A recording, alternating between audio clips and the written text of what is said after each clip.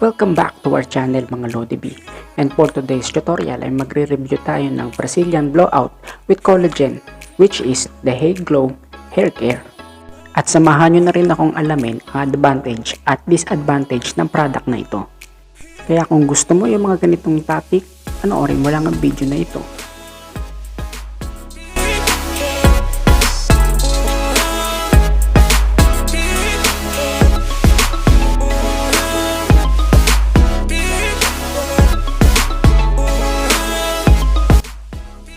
Pero bago yan ay huwag kalimutang i-like at i-subscribe ang ating munting channel.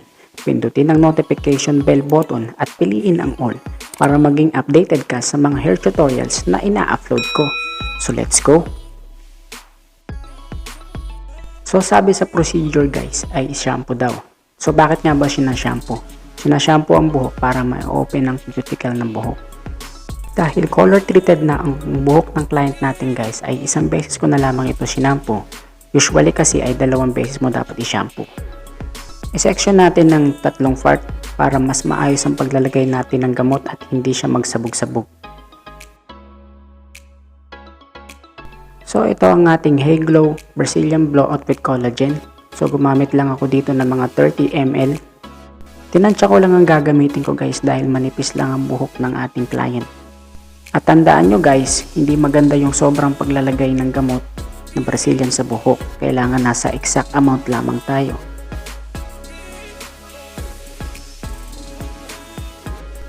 So sa application naman guys, kung mapapansin nyo dito yung may kulay, doon tayong magpo-focus dahil yun yung pinaka dry part.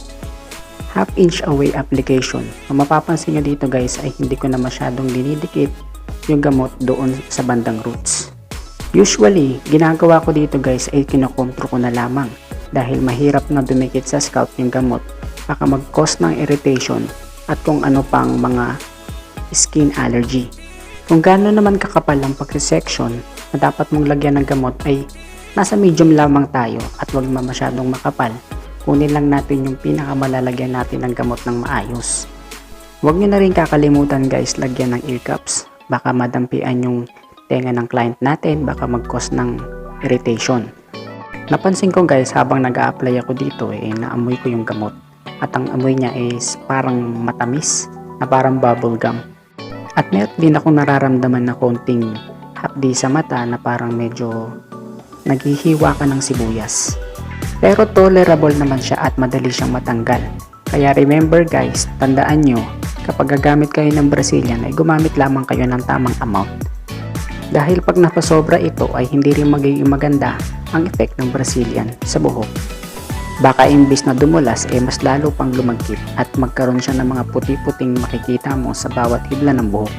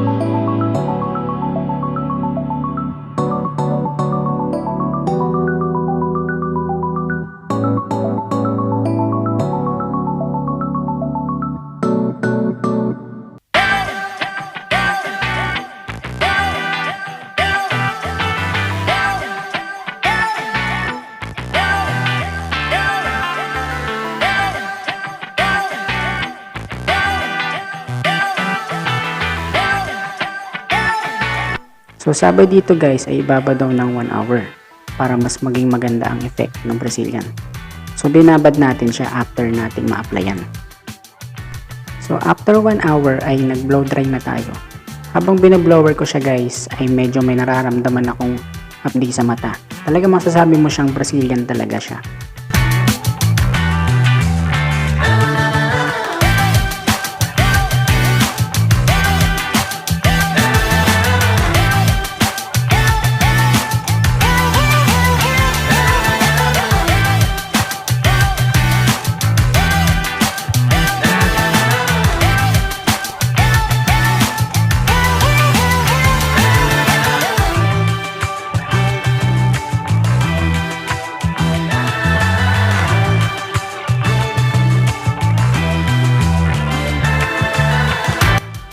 So after maputuyo guys ay sinection ko siya in 3 part again.